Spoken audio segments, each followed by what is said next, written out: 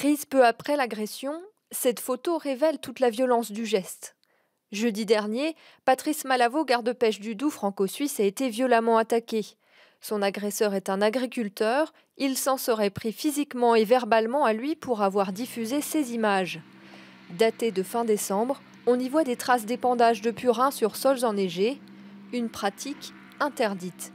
Quelques semaines plus tard, le même agriculteur récidivait. On a passé un palier dans l'escalade de la bêtise. Et voilà, il y a des gens qui essaient de défendre le milieu naturel et la ressource en eau, puis il y en a d'autres qui répondent par la violence. C'est inacceptable. Les représentants de la filière agricole ont réagi. Ils condamnent fermement ces violences.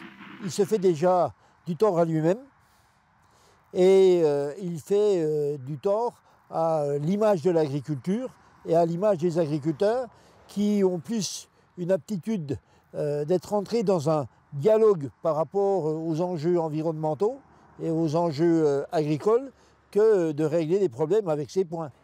Au-delà de cet acte, c'est la question des risques sanitaires liés aux épandages en période hivernale qui est posée.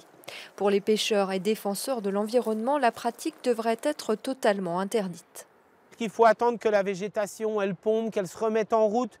Et elle va pomper les excès d'azote, en phosphore, en nitrate, etc. qu'il y a dans ces effluents. Mais quand on est au mois de janvier, la végétation, elle est en berne, elle pompe rien du tout. Donc tout ce qu'on va mettre sur les terrains, et vous avez vu la semaine dernière avec les crues du Doubs, etc., et ben ça va direct dans les rivières.